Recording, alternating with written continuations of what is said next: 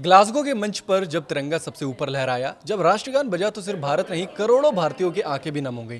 क्योंकि ये सिर्फ मेडल नहीं थे, ये उन बेटियों की जीत थी जिन्होंने गरीबी को हराया, बीमारी को हराया, समाज को हराया, हालात को हराया और आखिर में पूरी दुनिया को हरा दिया। कॉमनवेल्थ गेम्स 2026 में भारत की बेटियों ने एक बार फिर साबित कर दिया कि मजबूरी नहीं, हौसला इंसान की पहचान बनाता है। आज हम आपको मिलवाएंगे उन 5 भारतीय बेटियों से जिनकी कहानी सुनकर शायद आपकी आंखें भी भर आएं, लेकिन सीना गर्व से चौड़ा जरूर हो जाएगा। जब भी भारतीय खेलों की सबसे प्रेरणादायक कहानी लिखी जाएगी, उसमें पहला नाम होगा मीराबाई चानू का। ग्लासगो में 48 किलो वर्ग की कैटेगरी और एक बार फिर सोना सिर्फ मीराबाई के नाम।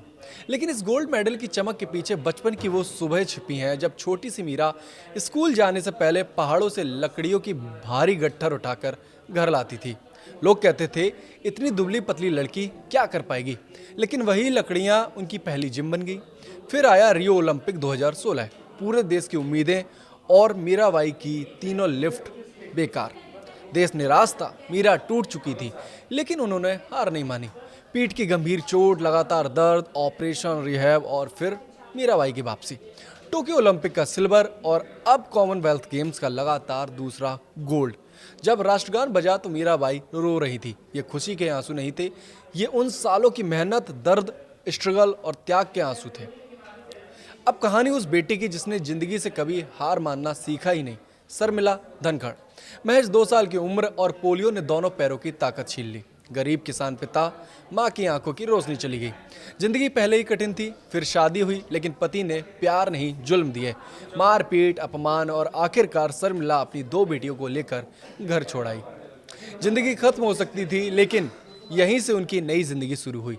दूसरे पति ने कहा, तुम हारने के लिए नहीं बनी हो। 34 साल की उम्र, जिस उम्र में खिलाड़ी रिटायर होने लगते हैं, उस उम्र में शर्मिला ने पहली बार शॉट पुट हाथ में उठाया। दिन रात की मेहनत, कोच का भरोसा और आज कॉमनवेल्थ गेम्स में गोल्ड मेडल। ये सिर्फ गोल्ड नहीं, ये हर उस महिला की जीत है जो जिंदगी में कभी टूटी नहीं, लेकिन झुकी भी नहीं। अब बात छत्तीसगढ़ की बेटी ज्ञानेश्वरी यादव की। 53 किलो वर्ग और शानदार सिल्वर मेडल। लेकिन इस सिल्वर तक पहुंचने का रास्ता आसान नहीं था। पिता नेशनल लेवल के पहलवान थे, लेकिन घर चलाने के लिए इलेक्ट्रीशियन बनना पड़ा।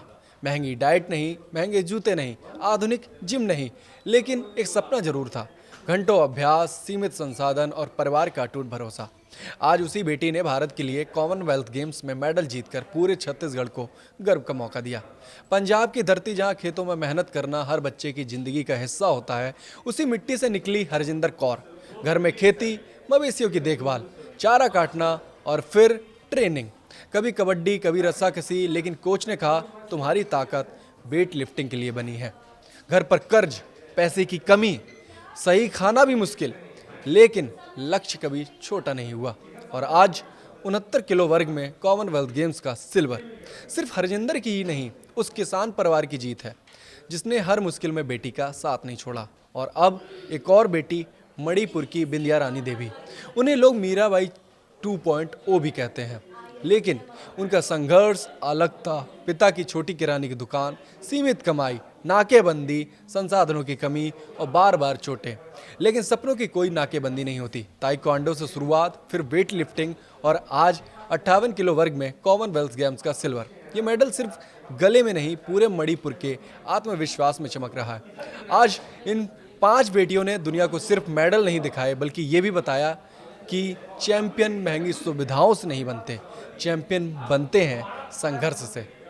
किसी ने लकड़ियां उठाई, किसी ने पोलियो को हराया, किसी ने गरीबी को हराया, किसी ने समाज की सोच को हराया, लेकिन आखिर में सबने भारत का सिर ऊंचा किया।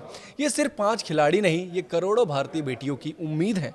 इनकी कहानी हर उस बच्चे को सुनाई जानी चाहिए जो कभी सोचता है कि मेरे पास संसाधन नहीं है, इसलिए मैं कुछ कर नहीं सकता।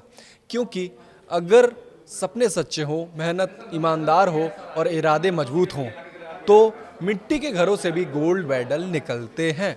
यही है नया भारत और यही है भारत की असली गोल्डन गर्ल्स।